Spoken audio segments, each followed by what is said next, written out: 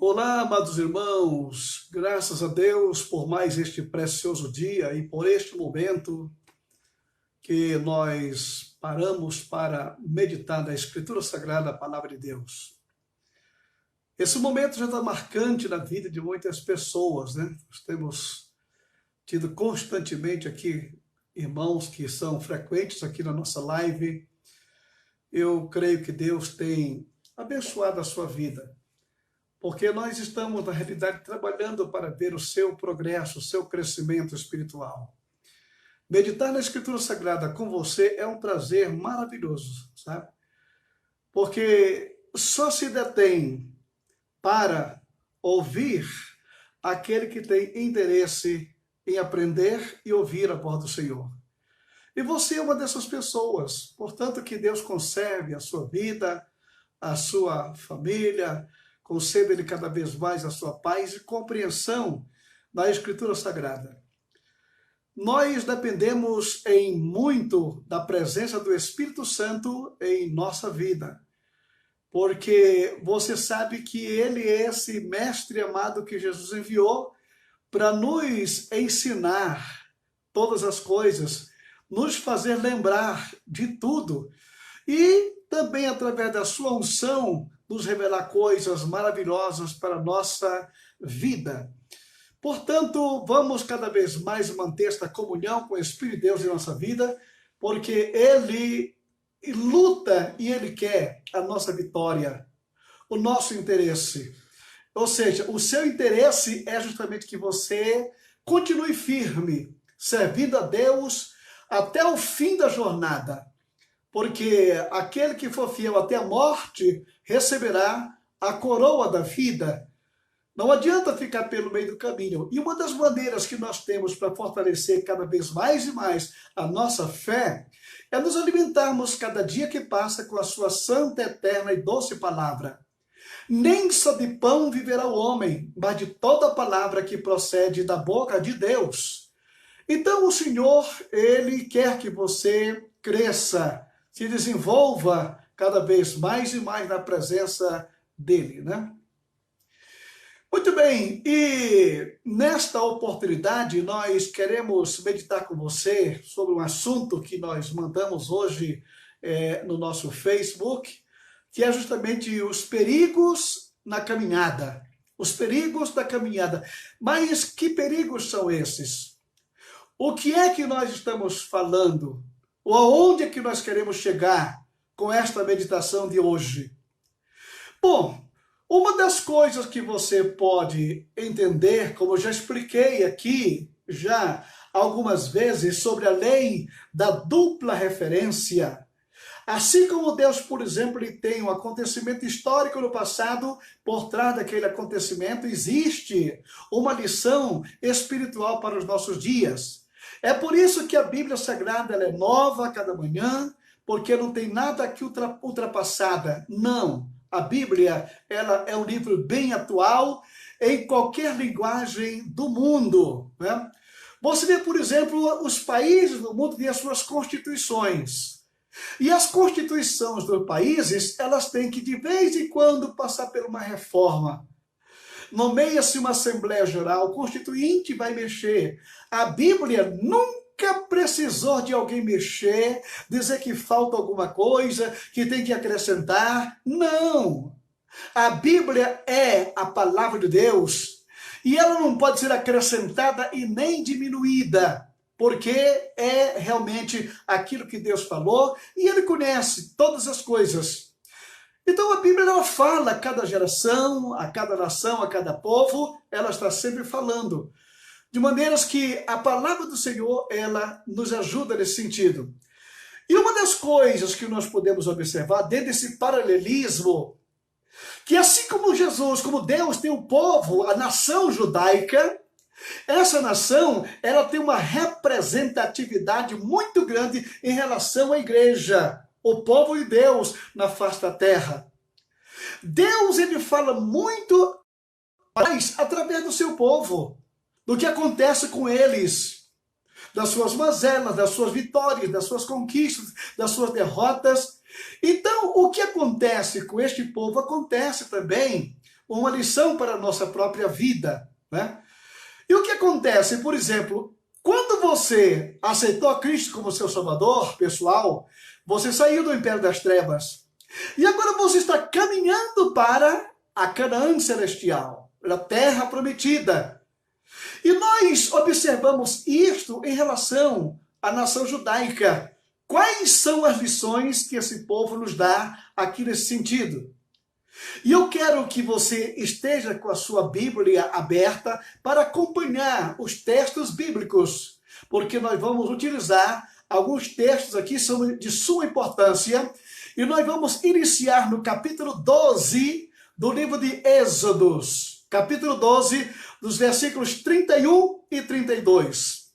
Praticamente dando continuidade ao que nós falamos da semana passada sobre as propostas de Faraó. Então, nós paramos ali quando os portões do Egito se abriram e o povo saiu, né?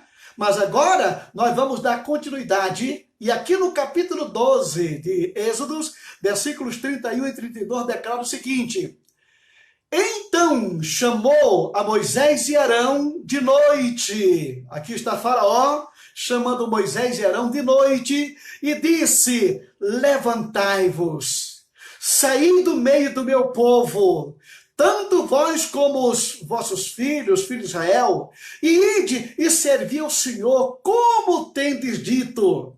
Levai também o vosso gado, as vossas ovelhas, as vossas vacas, como tem dito, ide e abençoai-me também. Eu peço até a oração por mim, porque a situação aqui no Egito ficou totalmente de cabeça para baixo. E vai ficar muito mais ainda com a saída de vocês aqui.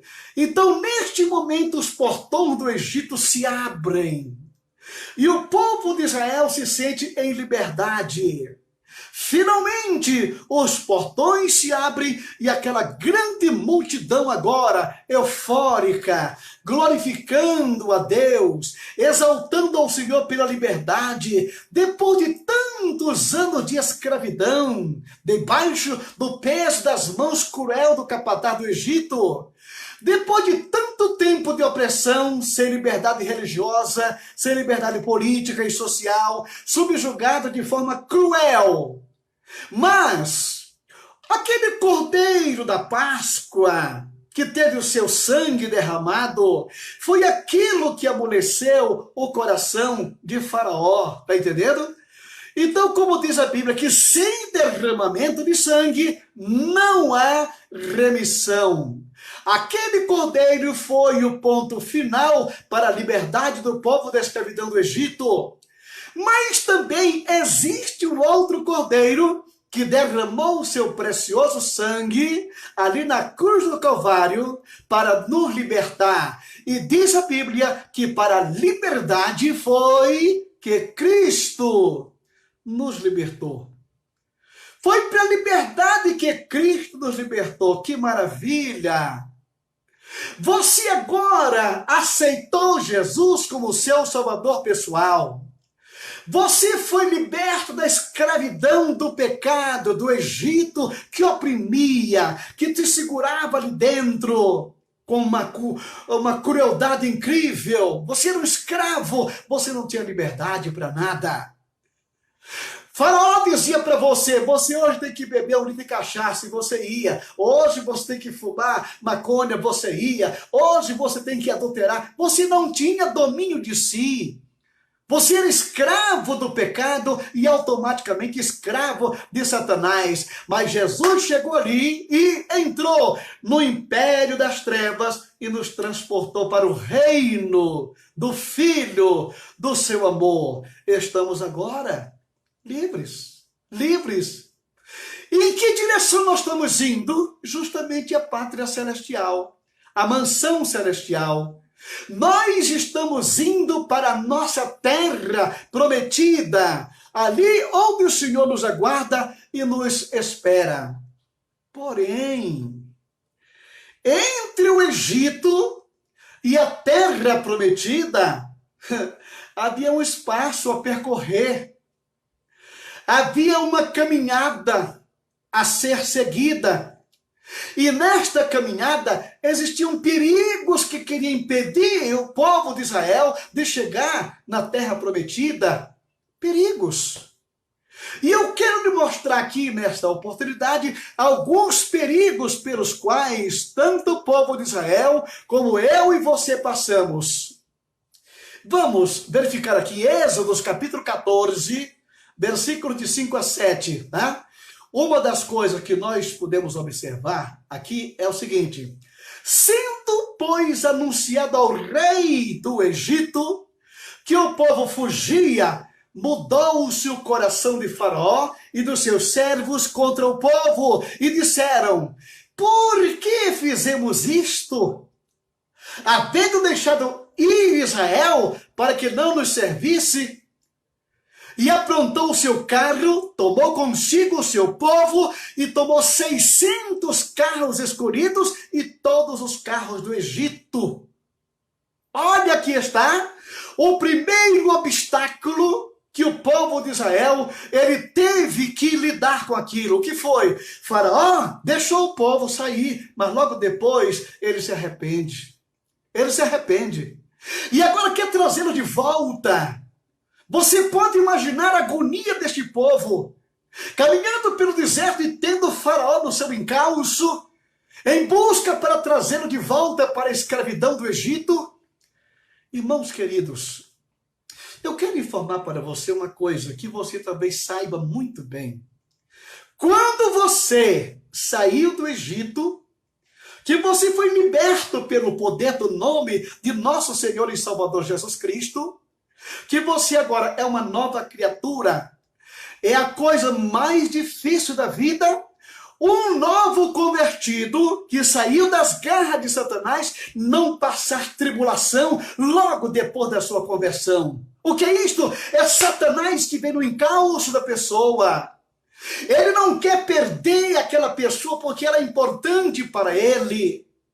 Ele quer mantê-lo na escravidão.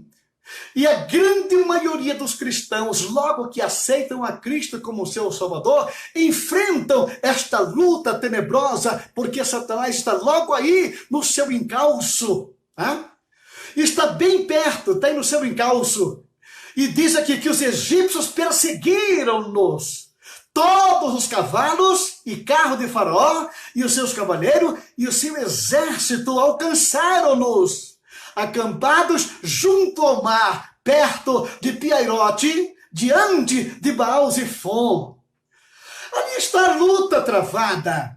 Satanás não está satisfeito, Faraó não está satisfeito em ter perdido aquela multidão, ele quer trazer de volta. Aqui está o primeiro obstáculo que o crente encontra logo que ele aceita Jesus como seu salvador pessoal. É justamente a peleja que Satanás trava para trazê-lo de volta.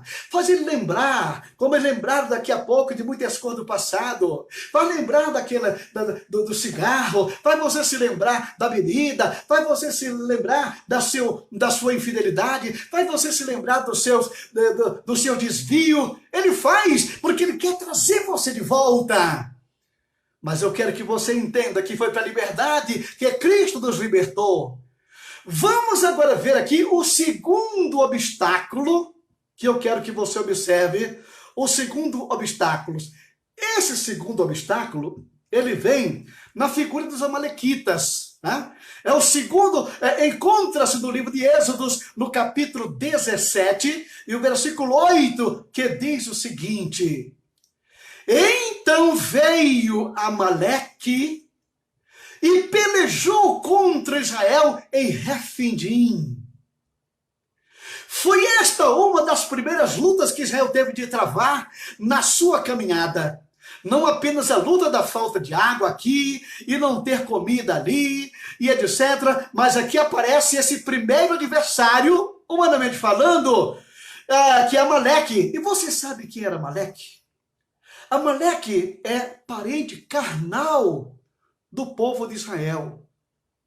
Voltando ao cenário bíblico, diz o versículo 9: com isso, ordenou Moisés a Josué: escolhe-nos homens e sai, peleja contra Amaleque. Amanhã estarei eu no cume do outeiro, e o bordão de Deus está comigo na mão.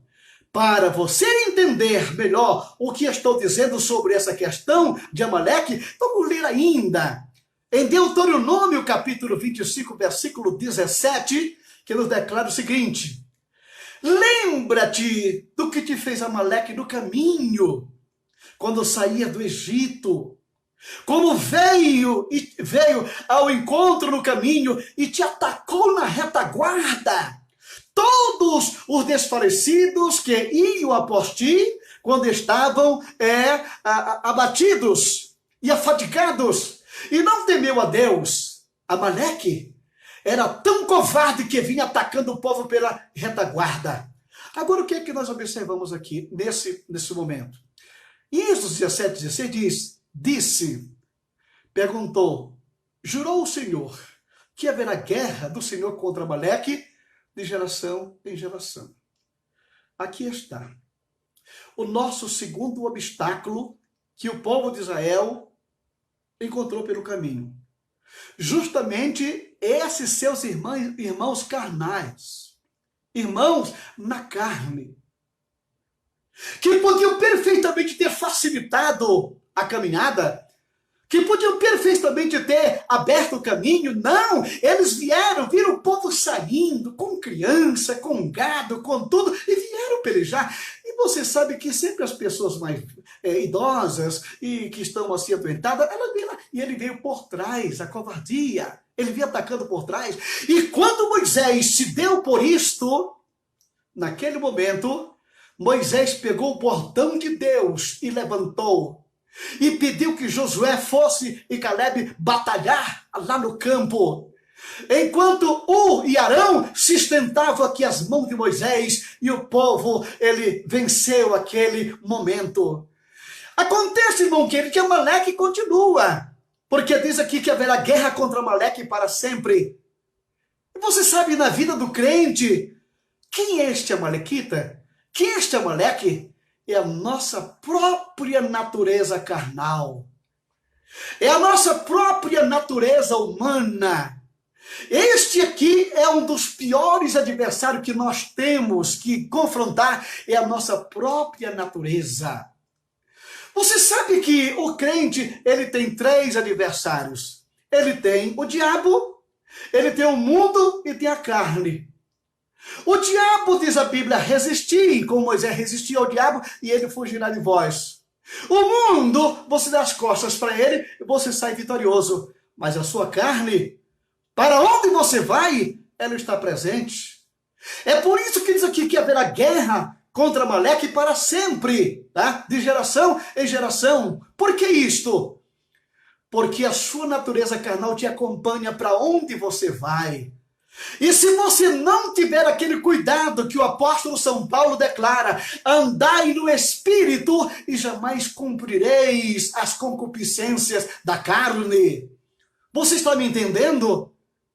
A única forma que você tem para vencer este Amaleque da sua vida é manter o padrão da sua vida espiritual sempre alimentada, sempre fortalecida. É você manter-se na presença do Senhor. Agora, vigia, porque qualquer descuido, este Amalequita, que é a tua natureza, vai te levar para baixo, vai te levar para a perdição, para a destruição. Mas ande, alimente-se da vida espiritual. Você sabe que as obras da carne são prostituição, impureza, paixão, lascívia, idolatria, feitiçaria, inimizades, porfia, mas o alimento do Espírito é amor, alegria, paz, é longanimidade, benignidade, mansidão, temperança, domínio próprio. Andai no Espírito e jamais cumprireis as concupiscências da carne. Você está entendendo? Aqui está esse nosso segundo adversário. O terceiro adversário que nós temos aqui, terceiro obstáculo que nós temos na jornada da nossa caminhada, os perigos, é justamente os edomitas. Edomitas. Agora, vamos agora ao terceiro impedimento. Esta caminhada, citada na Bíblia, no livro de Números, capítulo 20, versículo 14. Olha o que declara aqui. Encontramos aqui um episódio muito interessante. Do versículo 14 em diante diz: enviou Moisés de Cádiz mensageiros ao rei de Edom, Esaú, e disse-lhe: assim diz teu irmão Israel. Bem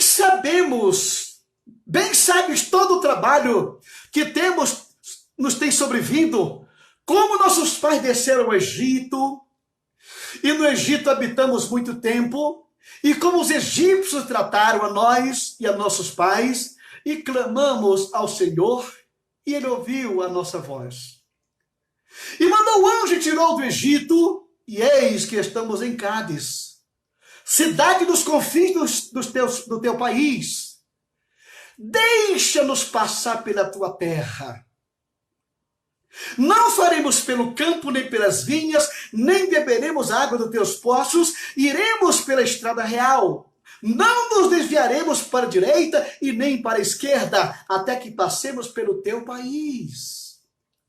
Porém Edom lhe disse: não passarás por mim, para que não saia eu e de espada e ao teu encontro. Então os filhos de Israel disseram: subiremos pelo caminho trilhado, e se eu e o meu gado bebermos das tuas águas, pagaremos o preço delas.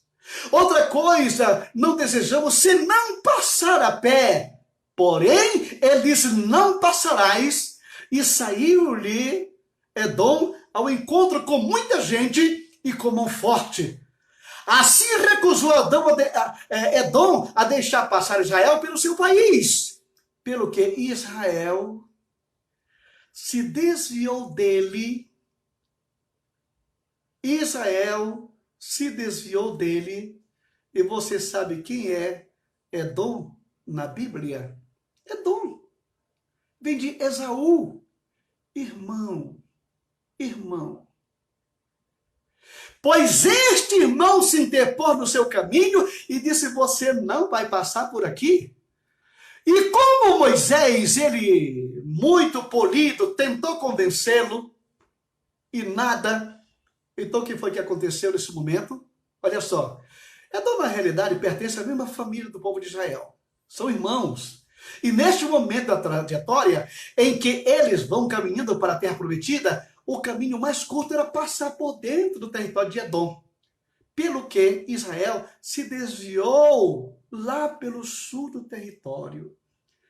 Qual é a lição que nós obtemos aqui?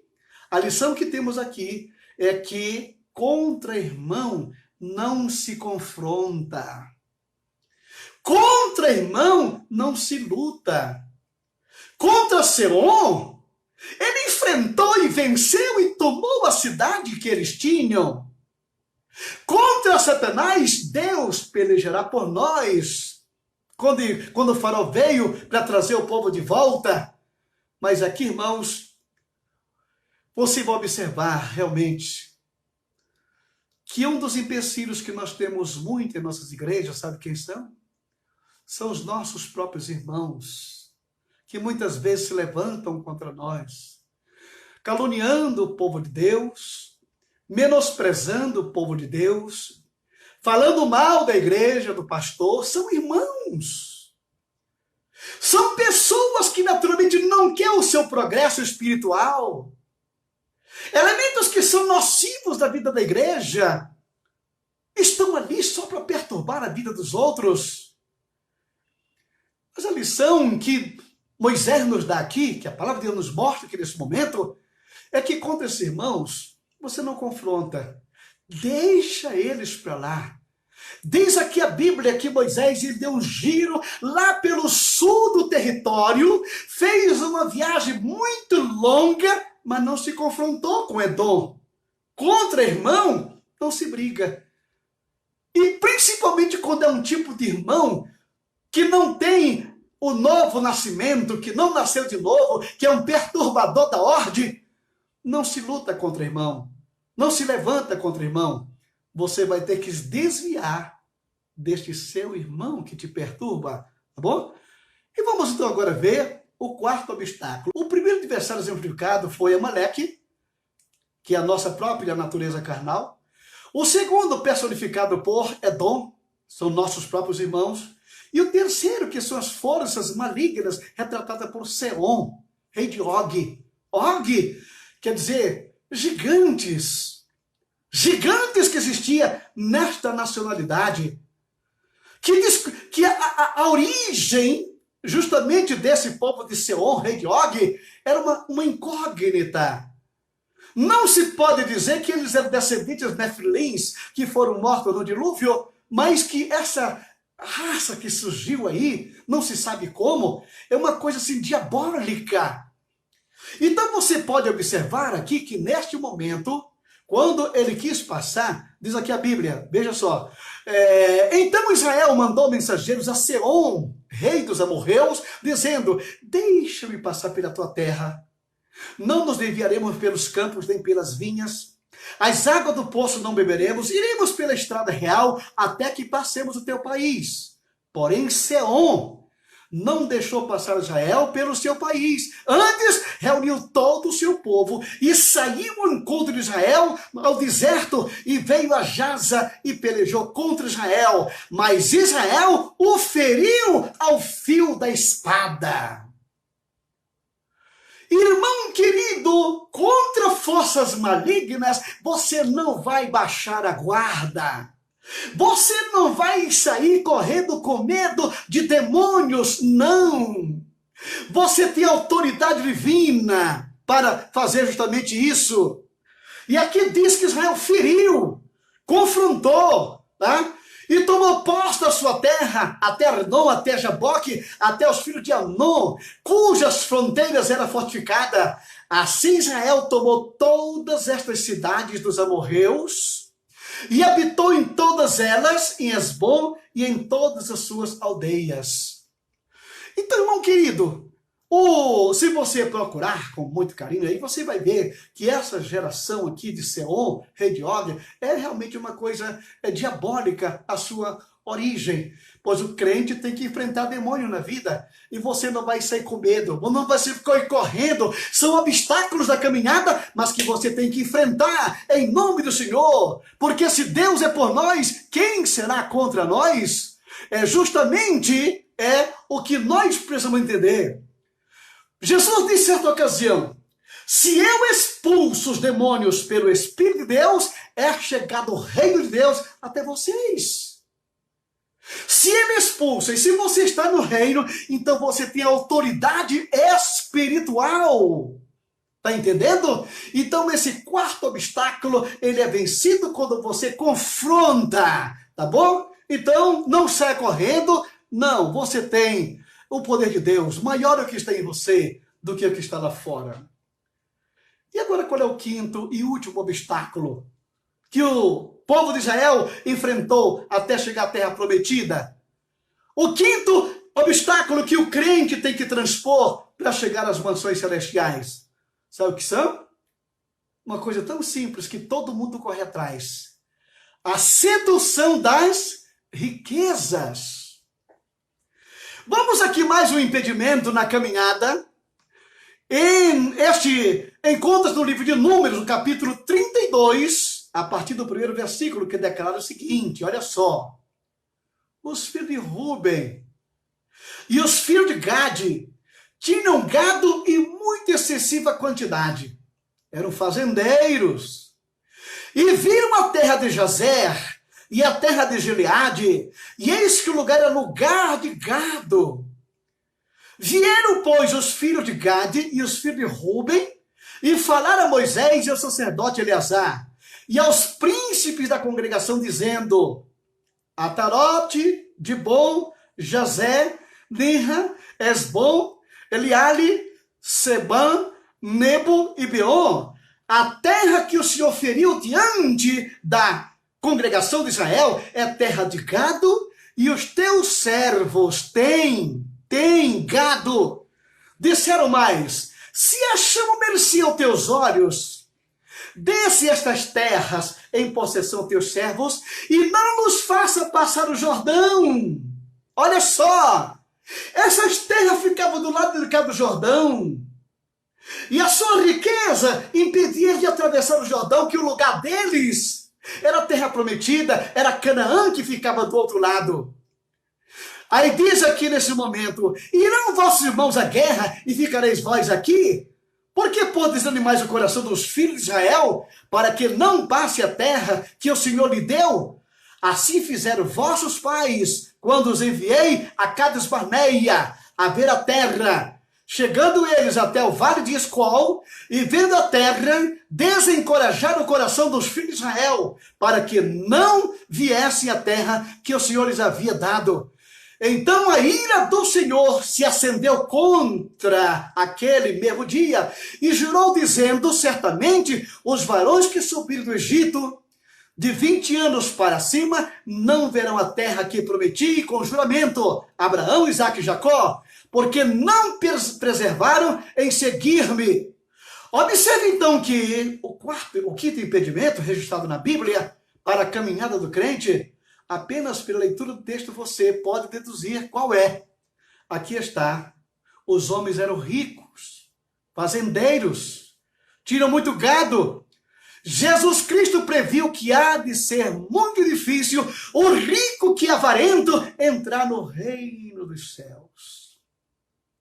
Mas aqueles homens, eles estavam tão embebidos pela terra, e eles estavam tão animados com o rebanho que eles possuíam, que achavam que o lugar deles era aqui deste lado. Irmão querido, quantas pessoas estão com o seu tesouro aqui na terra? Quantos cristãos que nunca desataram as suas amarras e nunca atravessaram o Jordão como deve ser, porque a sua riqueza, o poder econômico que eles possuem impede dele chegar do outro lado. Quando nós observamos da parábola do semeador, quando o Senhor declara que ontem fica aí entre os espinhos, e depois Jesus esclarece o que significa aquilo, semear entre os espinhos é a sedução da riqueza e os prazeres do mundo. Então, riqueza é você semear entre espinhos. Sedução do mundo é semear entre espinhos. Não permita que o seu tesouro esteja preso aqui neste mundo, aqui nesta terra. Existe algo melhor do outro lado do Jordão. Ali está a terra prometida, ali está Canaã celestial, ali está o lugar que o Senhor preparou para nós, que supera a qualquer riqueza deste lado da vida. Não permita que isto venha prender você, impeça de você ter um crescimento espiritual saudável, que seja um crente que conquiste aquilo que Deus tem para você no mundo espiritual. Não! Abra mão dessas coisas e sirva a Deus com alegria e com muito prazer.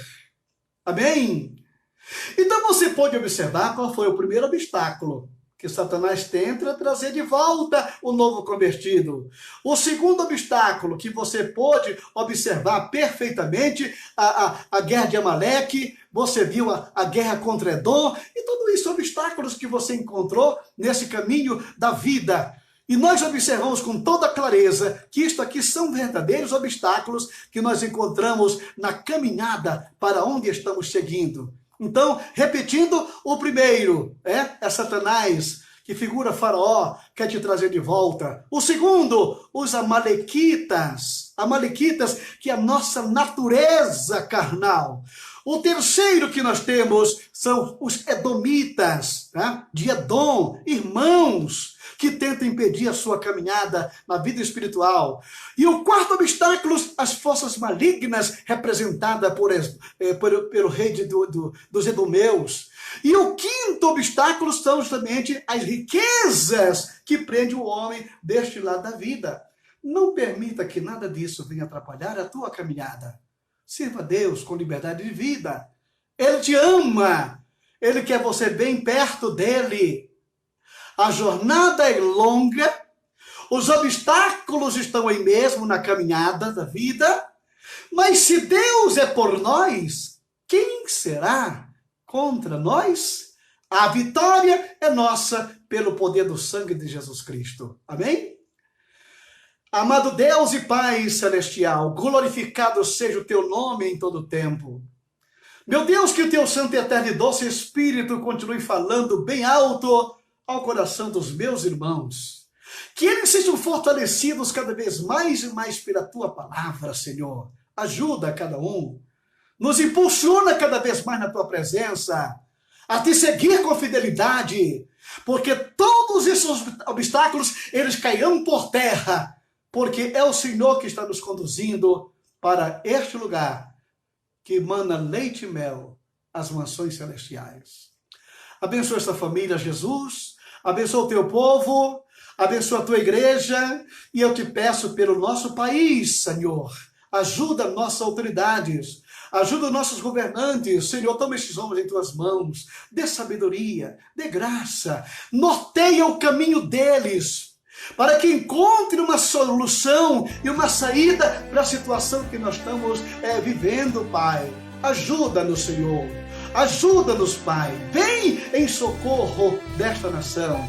Olha para o presidente da República. Guarda o teu filho. Dê-lhe sabedoria e força para prosseguir na sua jornada. Abençoa rica e poderosamente bem. Em nome de Jesus. Amém. E a graça de nosso Senhor Jesus Cristo, o amor de Deus nosso Pai, a comunhão e a consolação do Espírito Santo seja com todo o povo de Deus, agora e sempre. Amém e amém. Glória a Deus.